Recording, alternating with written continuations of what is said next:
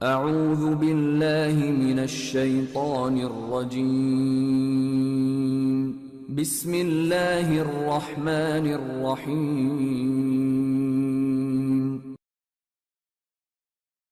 السلام علیکم، محمد علیم بات کر رہا ہوں جی۔ سورہ بقرہ کے 12 رکوع الحمدللہ مکمل ہو چکے۔ آج ہم 13واں رکوع شروع کریں گے آیت نمبر 104 سے۔ اعوذ باللہ من الشیطان الرجیم، بسم اللہ الرحمن الرحیم۔ یا ایہا الذین آمنوا لا تقولوا راعنا وقولوا انظرنا واسمعوا وللکافرین عذاب علیم۔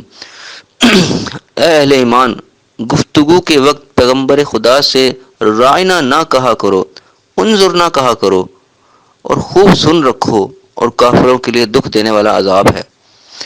ما یود الذین کفروا من اہل الکتاب ولا المشرکین ان ینزل علیکم من خیر من ربکم واللہ یختص برحمتہ من یشاء واللہ ذو الفضل العظیم۔ اور جو لوگ کافر ہیں، اہل کتاب یا مشرک، اس بات کو پسند نہیں کرتے کہ تم پر تمہارے پروردگار کی طرف سے خیر و برکت نازل ہو، اور خدا تو جس کو چاہتا ہے اپنی رحمت کے ساتھ خاص کر لیتا ہے، اور خدا بڑے فضل کا مالک ہے۔ ان دو آیات کے اندر جو آیا ہے، اس کا جو ترجمہ میرے سامنے لکھا ہے وہ میں آپ کو سیدھا سیدھا سنا دیا، بریکٹوں کے ساتھ جو لکھا ہوا ترجمہ۔ اب اس کے ہم اندر ہمارے لیے کیا بات ہے یاد رکھنے والی اور کیا سبق ہے، اس پہ ہم غور کرنے کی کوشش کرتے ہیں۔ اس میں سب سے پہلے بیان ہو رہا ہے کہ یا ایھا الذین آمنو، اے ایمان والو، اے بات ماننے والو۔ آمن سے مراد ماننے والے، یہ ہم نے یاد رکھنا ہے اس کا معنی۔ یا الذین آمنو، اے بات کو ماننے والا ایمان والو، لا تقولوا رائنا، نہ کہا کرو رائنا۔ اردو ترجمے میں اس کا رائنا کا کوئی ترجمہ نہیں کیا کہ رائنا کا ترجمہ رائنا ہی لکھا ہے۔ انگلش ترجمے میں البتہ لکھا ہے رائنا سے مراد لسن ٹو اس۔ انگلش ترجمہ بھی لکھا ہوا ہے سے ناٹ، مت کہا کرو، کیا نہ کہا کرو، لسن ٹو اس، کہ ہماری بات کو سنو، یہ مت کہا کرو، بلکہ کیا کہا کرو، وقولوا انظرنا، انظرنا کہا کرو۔ اردو ترجمے میں یہاں پہ انظرنا ہی لکھا ہے، انگلش ترجمے میں اس کا لکھا ہوا ہے لک اپون اس، کہ ہماری طرف دیکھیں، یعنی کہ سننے کا نہ کہا کرو کہ ہمارے بات سنو، یہ نہ کہا کرو، کہا کرو ادھر دیکھیں، ہماری طرف دیکھیں۔ متوجہ، یعنی کہ توجہ دینے والے الفاظ ہیں دونوں۔ رائنا کہہ کے بھی متوجہ کیا جاتا تھا، اور انظرنا کہہ کے بھی متوجہ کیا جاتا تھا۔ اللہ تعالیٰ نے رائنا کہنے سے منع کر دیا، انظرنا کہنے کا حکم دیا۔ واسمعوا، اور غور سے سنو۔ وقولوا انظرنا واسمعوا، ان سے کہا کرو کہ انظرنا، ہماری طرف دیکھیں، واسمعوا، اور غور سے سنا کرو۔ وللکافرین عذاب علیم، اور انکار کرنے والوں کے لیے دردناک عذاب ہے، کافروں کے لیے دردناک عذاب ہے۔ اس کے بارے میں ایک واقعہ سنایا جاتا ہے، کہ مشہور بات بتائی جاتی ہے، بڑے بزرگ بتاتے ہیں کہ جو یہودی مشرک وغیرہ جو تھے اہل کتاب میں سے، جو انکار کرنے والے لوگ تھے، ان کو کافرین کہا گیا ہے، وہ اس لفظ رائنا کو بگاڑ کے بولا کرتے تھے۔ اس رائنا کو رائنا یا اس طریقے سے بگاڑا کرتے تھے جس کے معنی کچھ یعنی غلط معنی ہوا کرتے تھے، گڈریا یا چرواہا، کوئی قسم کے معنی اس کے ہوا کرتے تھے۔ سمپل اگر رائے نہ کہو تو اس کا مطلب ہوتا ہے کہ لسن ٹو اس، ہماری بات کو سنیں، غور کریں، لیکن اس کو بگاڑ دیا جائے، تھوڑا سا رائنا کو اس قسم کا کر دیا جائے تو اس کے معنی چینج ہو جاتے ہیں، اس کے معنی ہو جاتے ہیں گڈریا یا چرواہا، کوئی اس قسم کے، یعنی کہ توہین آمیز لفظ بن جاتا ہے یہ۔ تو اب یہ واقعہ سنایا جاتا ہے، واللہ عالم اس میں کتنی حقیقت ہے، قرآن پاک میں تو اس کا تذکرہ نہیں ہے، لیکن اس اینڈ پہ جو بات کی جا رہی ہے نا کہ یا الذین آمنوا لا تقولوا رائنا، کہ رائنا نہ کہا کرو، وقولوا انظرنا، یہ کہا کرو کہ ہماری طرف دیکھیں، انظرنا، ہماری طرف دیکھیں، وللکافرین عذاب علیم، اور انکار کرنے والوں کے لیے، کافروں کے لیے دردناک عذاب ہے۔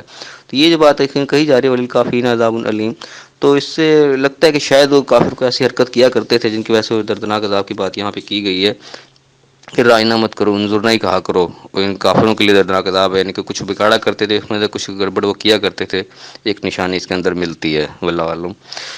اس کے بعد آگے فرمایا جا رہا ہے کہ ما یود الذین کفروا من اہل الکتاب، یعنی اہل کتاب میں سے جو کافر ہیں، جو انکار کرنے والے ہیں، جو بات کو نہیں مانتے، اہل کتاب میں سے وہ لوگ، ولا المشرکین، اور نہ ہی مشرک، یہ دونوں یہ نہیں چاہتے، کیا نہیں چاہتے، کہ ان ینزل علیکم من خیر من ربکم، کہ تمہارے رب کی طرف سے کوئی بھلائی تم پر نازل ہو، یعنی کہ تمہاری خیر خواہی نہیں چاہتے اہل کتاب میں سے جو انکار کرنے والے وہ بھی، اور نہ ہی مشرکین، یہ تمہارے ساتھ کوئی بھلائی نہیں چاہتے۔ واللہ یختص برحمتہ من یشاء، اور اللہ اور خدا تو جس کو چاہتا ہے اپنی رحمت کے سے خاص کر لیتا ہے، یہ ترجمہ اس کا اردو میں لکھا ہوا ہے، واللہ یختص، اللہ خاص کر لیتا ہے، برحمتہ، اپنی رحمت سے، من یشاء، جس کو چاہتا ہے۔ اب یہاں پہ دو لفظ غور کرنے والے ہیں، من یشاء، من یشاء، من کا مطلب یہاں لکھا ہوا ہے جس کو، وہ یشاء چاہتا ہے، یعنی کہ جس کو چاہتا ہے اللہ تعالیٰ خود جس کو چاہتا ہے اپنی رحمت سے خاص کر لیتا ہے. لیکن یہاں کی یاد رکھنے والی بات ہے کہ من کے معنی جس کو یہاں پہ لکھا ہے من کے معنی جو بھی ہوتا ہے، آگے ہم انشاءاللہ پڑھیں گے، آگے اسٹڈی ہوگی. من بمانے جو بھی استعمال ہوتا ہے، یشاء جو یعنی کہ یہاں لکھا ہے میں یشاء جس کو چاہتا ہے، میں یشاء مطلب جو چاہتا ہے، یہ ایک معنی بھی نکلتا ہے. جیسے ہم آگے پڑھیں گے انشاءاللہ دیکھیں گے، میں یشاء کا لفظ بہت جگہ قرآن میں استعمال ہوا ہے، اس کا استعمال آگے ہم انشاءاللہ دیکھیں گے کیسے کیسے استعمال ہوا ہے. تو میں یشاء من معنی جو بھی ہوتا ہے، میں یشاء جو چاہتا ہے، یعنی کہ اس کے دونوں معنی نکلتے ہیں کہ واللہ یختص برحمتہ من یشاء. ایک تو معنی جو سامنے لکھا ہوا ہے کہ اللہ تعالیٰ جس کو چاہتا ہے اپنی رحمت سے خاص کر لیتا ہے، یہاں چاہت جو اللہ تعالیٰ کی ہے. لیکن اس کا ایک معنی یہ بھی نکلتا ہے واللہ یختص برحمتہ، اللہ تعالیٰ اس کو اپنی رحمت سے خاص کر لیتا ہے من یشاء جو چاہتا ہے، یعنی کہ جو خود چاہتا ہے کہ اللہ مجھ پر رحمت کرے، اللہ تعالیٰ اس کو رحمت سے خاص کر لیتا ہے. یعنی کہ چاہت جو ہے انسان کی طرف بھی آتی ہے.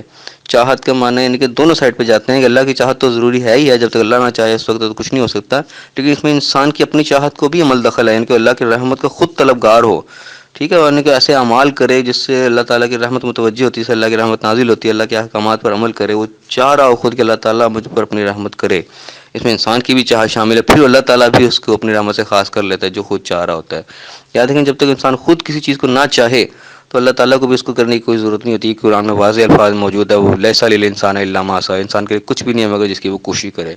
تو یعنی کہ کوشش جو ہے انسان کے اوپر لازمی شرط ہے کہ اس چیز کی وہ کوشش کرے، اللہ تعالیٰ کی رحمت حاصل کرنے کی بھی کوشش کرے. اگر مجھ پر رحمت کرے، ایسے اعمال کا بندوبست کرے، ایسے اعمال کا اہتمام کرے جس سے اللہ تعالیٰ رحمت کرتا ہے.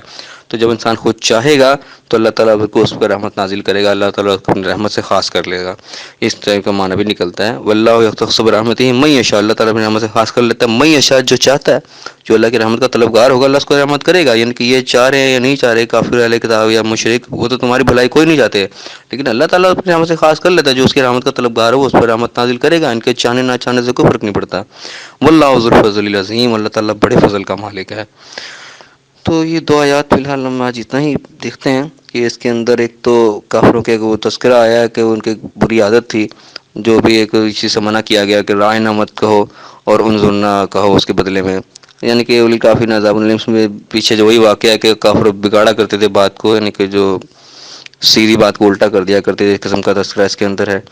اور اس کے بعد یہ کہا گیا کہ کافر اہل کتاب جو انکار کرنے والے مشرک جماعت تمہاری بھلائی کہیں بھی کبھی بھی نہیں چاہتے، لیکن ان کے چاہنے نہ چاہنے سے کوئی فرق نہیں پڑتا. اللہ تعالیٰ جس کو چاہتا ہے یا جو خود چاہتا ہے اللہ مجھ پر رحمت نازل کرے، اللہ کی رحمت اس پر نازل ہوگی، دشمنوں کے نہ چاہنے سے کوئی فرق نہیں پڑتا.